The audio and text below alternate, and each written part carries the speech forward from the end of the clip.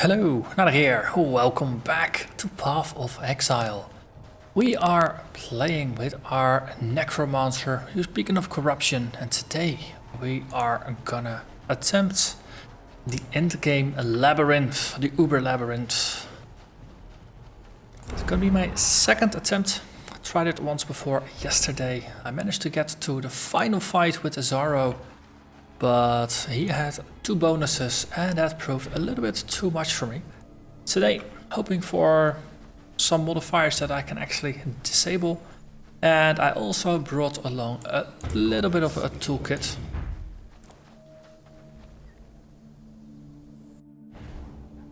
So we have a Basalt Flask here and we have Enfeeble, which we're gonna switch in for the third fight. First two fights he doesn't really have a lot of support, so it's all good.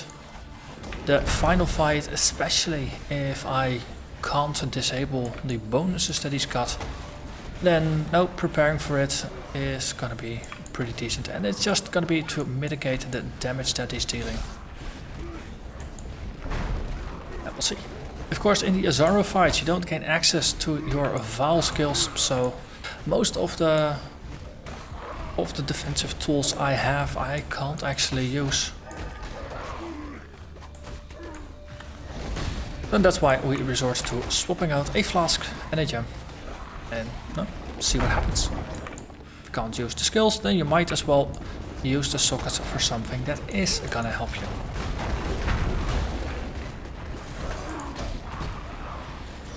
Recording this on the Thursday nights before the next league, before the Legacy League goes live. So earlier today I posted my massive overview of the patch notes, 2.6 patch notes, and my take on them. If you watched them, hope you enjoyed them. If you haven't, well, there's still time.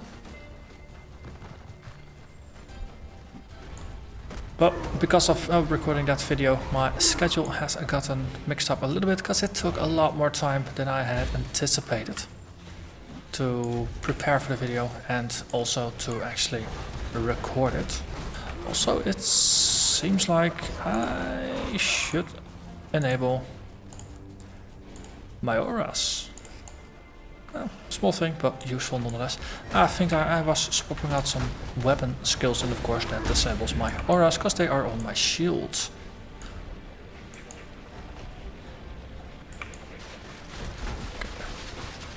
This is actually a rather gentle thing. That's pretty cool. Oh. Locked door with a lever. Oh, it can be so easy sometimes. But this is not the way forward. Okay. It can indeed be easy sometimes, but this is not one of those times. So, switch enables this. Well, that doesn't seem like the way forward, though. This looks more like it. So whenever we're not trying to deal with traps, I'll be slightly more focused on having an actual narrative. I have learned though, if you're trying to navigate traps and also trying to focus on telling a story, then things go very bad indeed. That applies for the regular labyrinth, but it doubly applies for the Uber Labyrinth, because this is a bit trickier than a normal lab. It's a level 75 area. Well, I'm currently level 88, so I do have a little bit of a level advantage. But 75 puts it at a tier 8 map equivalent. Regular mobs are. The Azaro fight, that's a little bit more challenging than your typical bulk boss or something along those lines.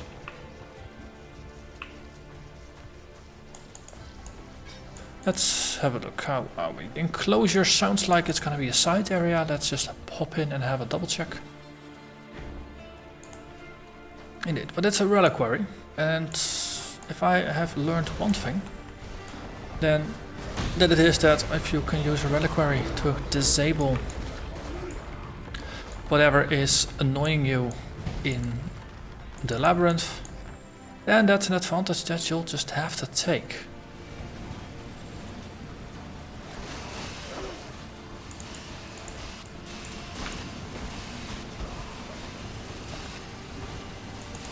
far so good. Oh, wow. Ah!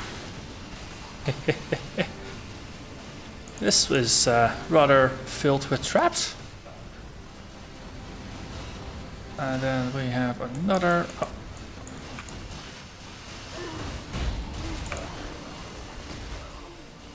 Okay, let's regroup a little bit. So far, so good when it comes to traps.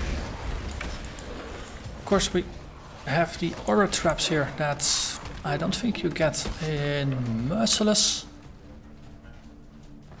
They are an addition to the game, or at least a endgame addition to the game. And they make things a bit more difficult, especially the can't use movement skills one. Because of course I really love to bring along my teleportation movement skills in order to actually move on with things. But well, we'll see. Strongbox, let's have a quick look at what's in there. More items, 3 additional magic items, mirrored items, detonated corpses. Okay, well, we can do with that, but just from a distance. I don't really care if the corpses explode upon my minions, as long as they don't hit me. And as usual, nothing truly exciting. Every once in a while, there is something that does excite me from a chest, so we'll see. Open up a lot, and sometimes you get lucky.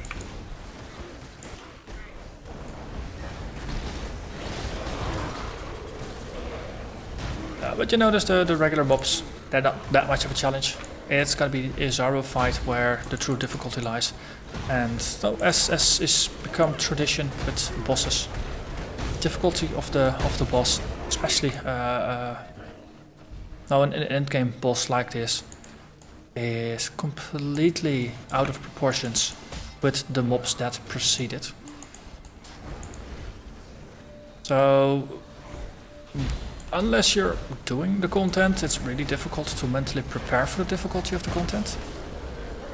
So especially now if you're primarily a hardcore player like me, doing things like this for the first time on standard, highly recommended. Because as I mentioned, this is my second attempt because I died yesterday in the Zaro fight. Yeah, wait. Come on, open up. Yep, thank you. Okay. So, I managed to go around, but I don't think I actually picked up any reliquary stuff, did I? Yeah. Cube of Absorption. Does that mean we get... Yeah, I think we're gonna get the conduits again. That's annoying. Conduits are those 3 statues that imbue Izaro with fire, lightning and cold damage and resistance. And I'm not a big fan. Let's see, we have 2 exits. Let's just double check the map here. We went to the side here, so logic and experience indicates that we probably have to be somewhere at the top now.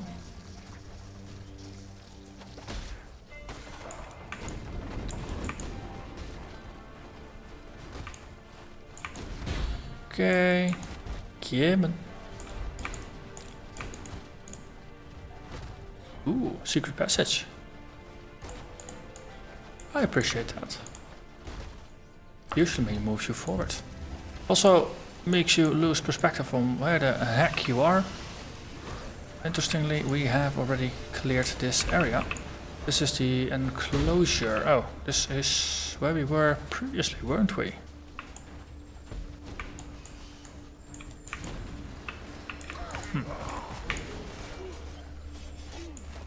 Yeah.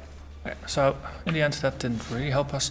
Now if we had found the secret before the exit, it should have actually helped us advance further. Yeah, see, because we are where we were.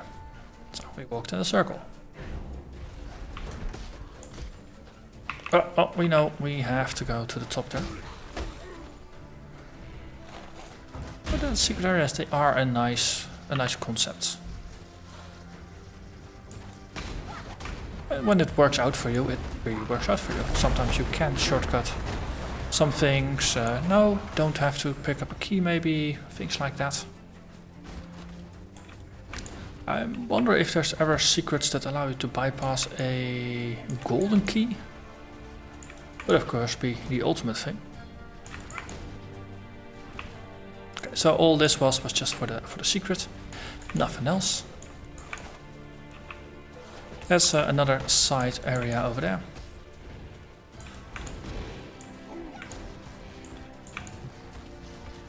Let's see what this gives us. And there we are, Aspirants Trial.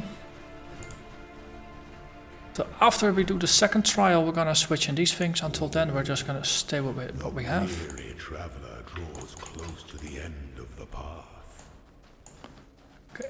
So we know the first one is gonna be conduits. When one defiles the effigy, one defiles the emperor.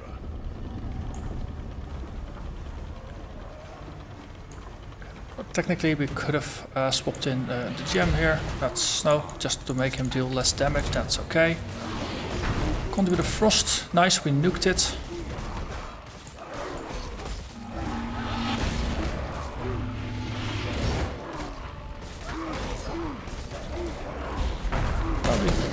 Slowly degenerate him. These conduits, if you don't interact with them, you get yourself a key. If you do interact with them, you don't get yourself a key. So simple like that. And if you click them and then they're disabled, then he's not going to carry them forward with him. But you have to have it disabled the moment he is not looking. Here, have yourself a decoy totem.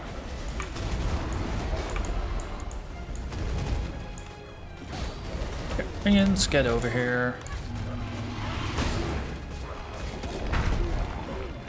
Okay, we're getting close to the point of... Yes. Okay. And I think we got him. Yeah. Okay, so nuked one, the other ones are disabled. So we should not be carrying those along to the next fight. Which is good, because I actually had two of those active. I think I managed to disable the lightning one, but I got the other two in the final fight, and it does make him more powerful. So now we'll see what the next trial is going to be today. Let's see.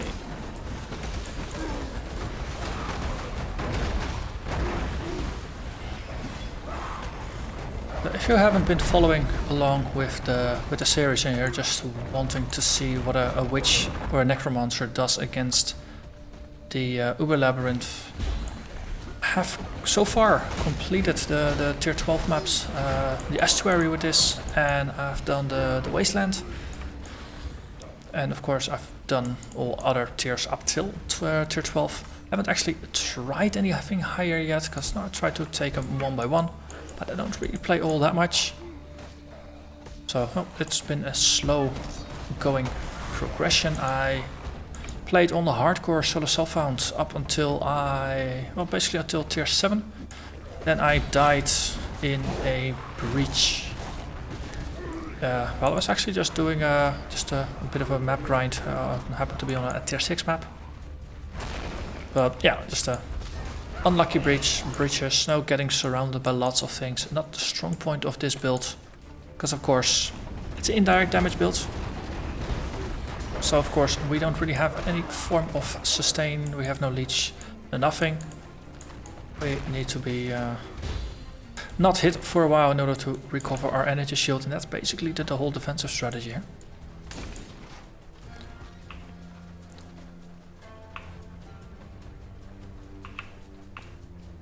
I'm trying to see if the build is Endgame Lab viable. I had pretty good hopes that it was when going up against Izaro yesterday. But of course, as I said, he died with about, or I died with about 10 or so % life left on Izaro. So yeah, just be slightly more prepared. See if that helps today. I'd like to also get a regular Atsiri run in. See if we can successfully complete one of those as well with the build. And at least now I've had a little bit of a taste of some of the endgame content. Not everything yet. Oh, there's still gonna be tier 14 plus maps that I haven't just haven't gotten around to doing yet. Okay, let's go forward here. But no, as a seriously casual player, there is a limit to what I can do, and I'm always happy if I just manage to at least clear out yellow maps and make it to red maps. That's for the amount of time that a league lasts and my playtime, that seems to be a reasonable expectation. No, at least dip my toe into red maps somewhere in the final couple of weeks of the league.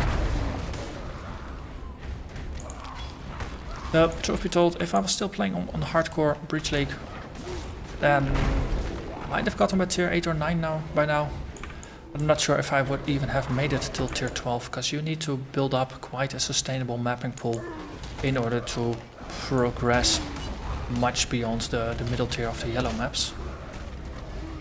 And that just requires a time investment, which is difficult for me to do.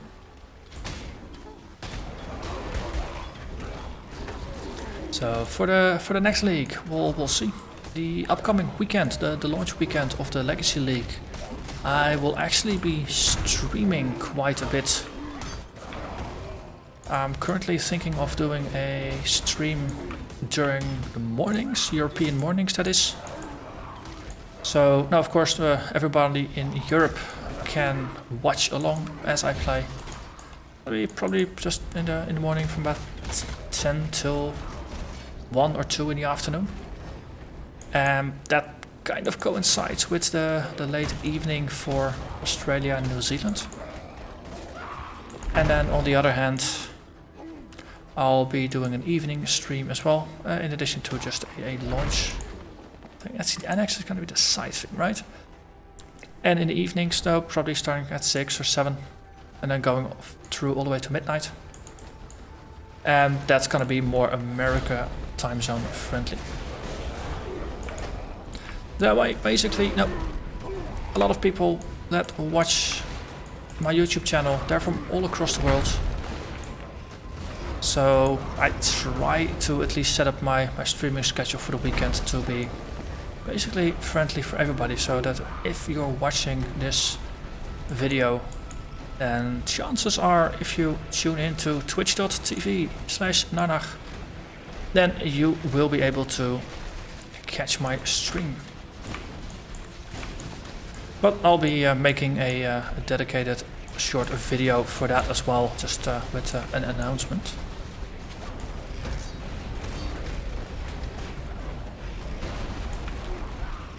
Let's see, there is a lever there. Yes, hit it. Now we can go through here. Door.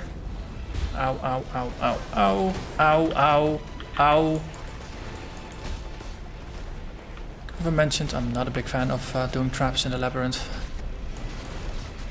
Really not that great at this. Can we jump over? Yep, we can. And yes, we can. Oh. And yeah, nice. Right, round. Good. I was bleeding there. That was really not good for my health. Let's see if we can kill a couple of enemies just to basically get some flask charges back, because these Endless Drought things really are not good for my self-healing ability. So, someone has been murdering my zombies. Stop doing that, it's really impolite.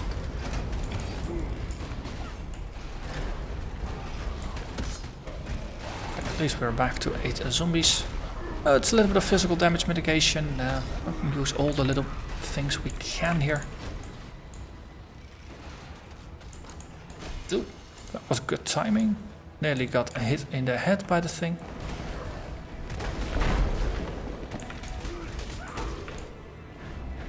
So yeah, I'll be streaming the Legacy League, and the idea is that that way Normally during the first weekend I record about 10 or so episodes.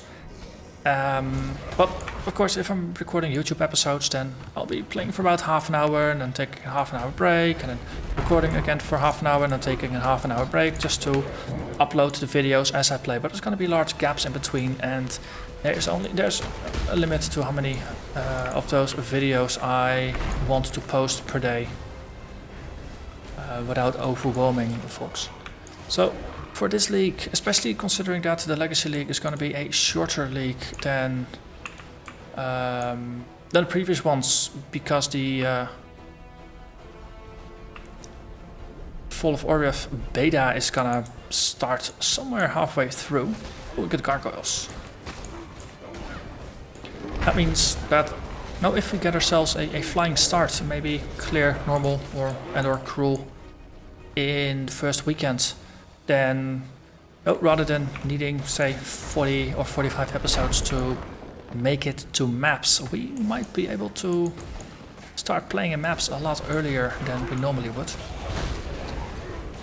And we might actually make a little bit more progress than normal.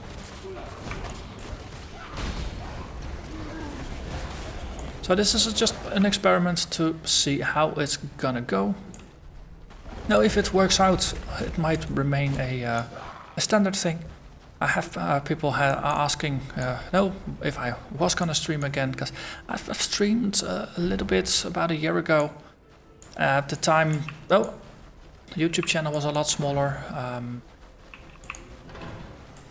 and stuff. At that time I felt the effort I put into doing a stream or versus making a YouTube video, I might as well make a YouTube video, because then more people will be able to watch the content.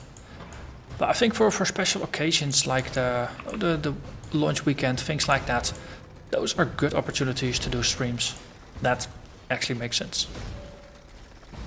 Let's see. Yeah, time sequence. Take that one out.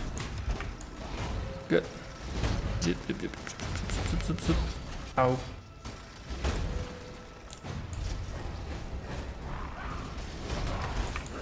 Okay, and we can move forward again.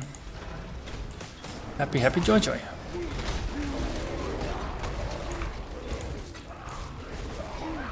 So my idea was to do a morning stream and an evening stream for European times.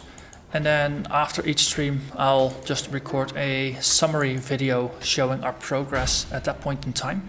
So if you happen to miss a stream, which is likely, because not everybody lives in Europe and or has the time to watch all those streams, at least there's gonna be videos throughout the weekend to help you catch up and follow the normal progression of the build. So if you're really not into watching streams, then hey, no worries, I got you covered. There is gonna be some summary videos. So instead of just following me from episode to episode, from area to area, there's gonna be larger gaps in between.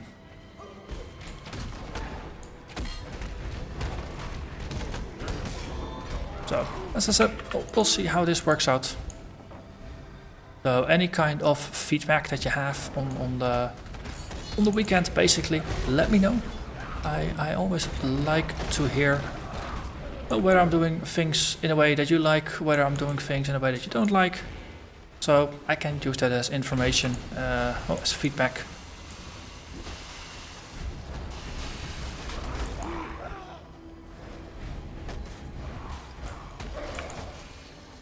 Okay. I think so far so good. So it's difficult to gauge. Most of the time I just blindly run through and hope for the best. Oop, we got a currency drop. Okay, that's too far away. I just hope it's not a mirror. On the other hand, it is standard. Don't truly care about this. Oh, okay, lucky. It's ahead of us.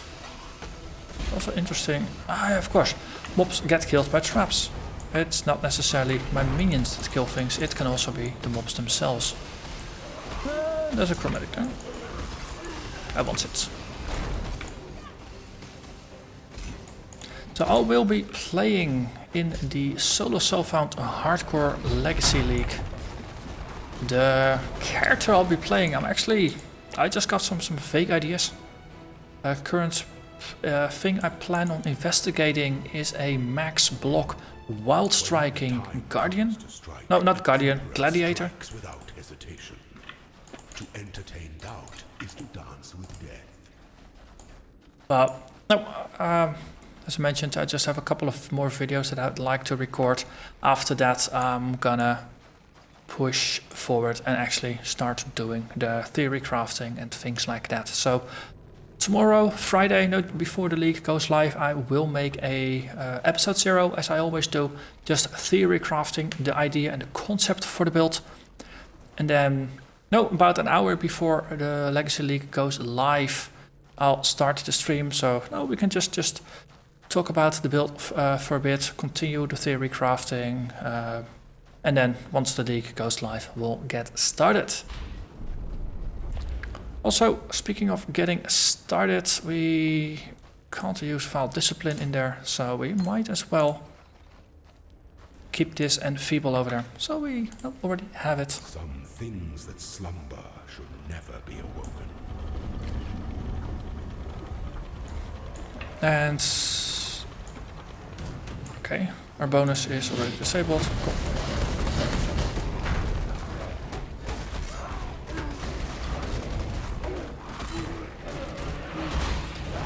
Okay, well, let's see, enfeeble you makes you less likely to hit, does makes you do less damage when you hit.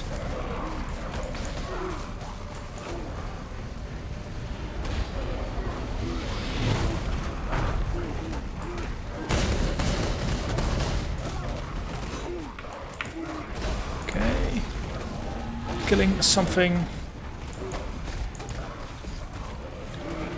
Let's see, yeah, I think we killed the first of the things. Yes, good. Quicksilver imbued. It is nice to make it actually die. Let's not get hit here.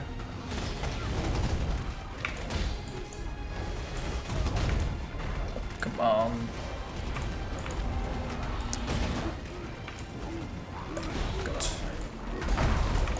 There is still a small health bar there.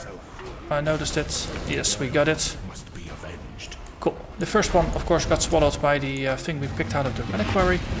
But the good news here is that we actually managed to get all of the bonuses away from Izaro. So we actually have a time to just kill him for the quest completion and be done with it. And he is now happy, happy, joy, joy. And we even got a tier 1 map. How lovely.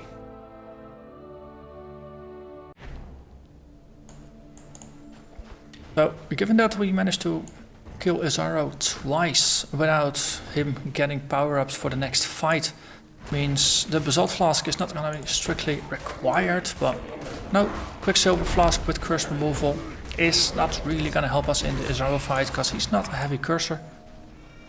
So, making it into a Basalt Flask so we have the damage reduction is going to be useful. It's going to be more useful actually. Let's rephrase that slightly.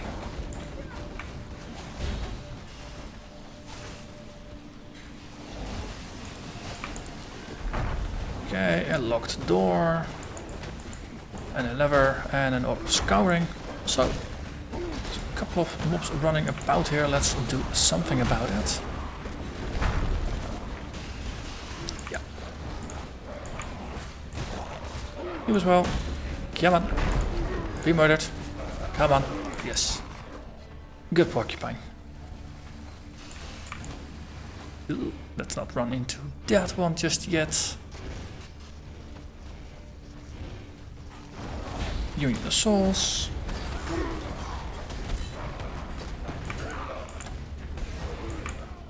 Okay.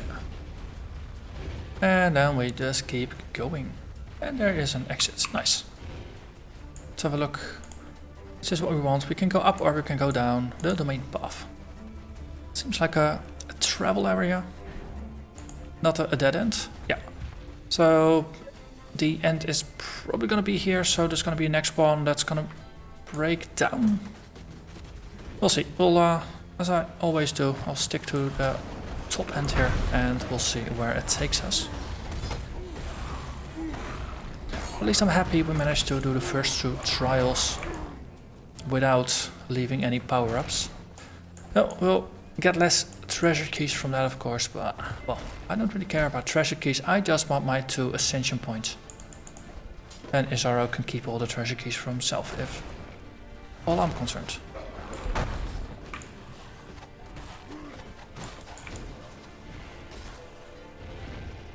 Ooh, that's a 6-socketed armor. I will take that one. It's free currency. I like free currency.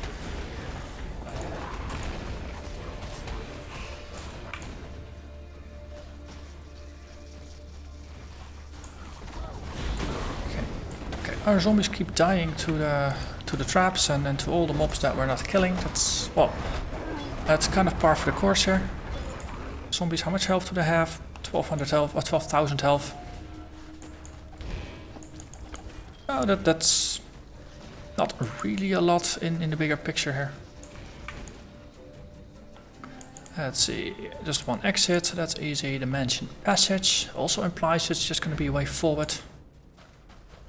Yeah, and it's going to be connected to the final room. So let's go up, because there's less traps up. I like it when there's less traps. And this seems like it might be the right direction. On the other hand, there is the silver cache here. It might also just be an elaborate way to get to the treasure room. Oh, stuff like that also happens. That's why having the quicksilver flask here while going through actually helps quite a bit. Okay. Let's clear some things. These infinite amount of skeletons are really good for just recharging your flasks.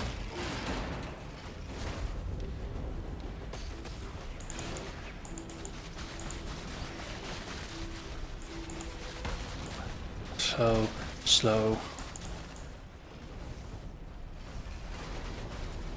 Okay. Now this side. Oh, we can actually just walk onwards. I approve. Probably because we hit the lever, then otherwise there probably would have been a door in our way. It's often how it goes. Also, what surprises me is that we still have all 8 of our zombies. They actually held themselves up rather well, despite having to go through the lava and all kinds of nasty things like that. And there is the final of the aspirant's trial and our final test. An aspirant can afford to be promising. An emperor must keep those promises. So we'll just stash this away and... So, Quicksilver Flask really not going to help us. We'll slot this in. I probably should have done it a little bit earlier because we don't have any charges, but killing all of those skeletons in there will reward us with plenty of charges. So we don't have any add-ons, so this is about as easy as we could get it. And to be honest, I like that. Oh, that's nasty. That's increased damage taken. So if we want to be in a safe pit, this is basically where we can fight. Prove yourself ascendant. Here, be enfeebled. And yeah, note to self, getting hit by the big slam attack, really not good. Walking into traps, really not good.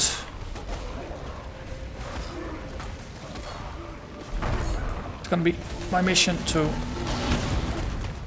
basically stay alive. That's gonna be the first one. Keep as many of my zombies as possible and try not to get hit by any of his large attacks and to just keep him cursed.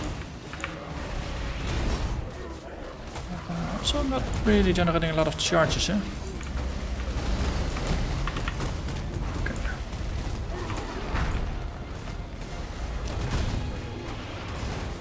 Well, we are exhausting him.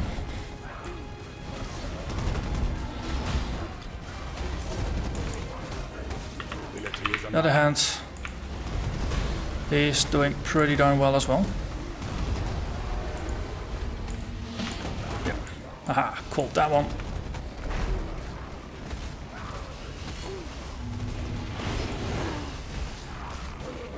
Oh, port out. Let's not walk into a trap. Nearly got him. Let's keep him enfeebled. And hell yeah. That was my first ever Endgame Labyrinth victory. Second time ever actually set foot in one, so not like I really tried a lot, but it helps. Interestingly that everything drops identified here.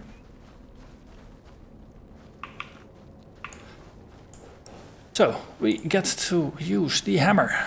Let's see if we can do something interesting with our helmet. Fire trap.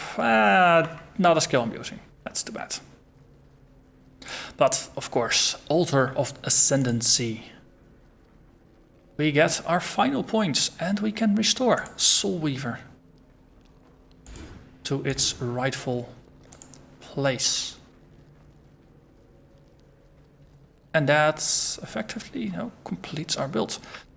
The core part of the build is of course Beacon of Corruption. We use Mistress of Sacrifice so we can defensively trigger Bone Offering. Flashbinder allows us some damage reduction based on zombies. And Soulweaver is massively increasing the damage of our Spectres. And that's most importantly, of course, in combination with the Caustic Clouds. We ran it before. After dying on hardcore, I dropped it in favor of Mistress of Sacrifice to boost our defenses. And now we have it back. So next episode, I'm gonna play the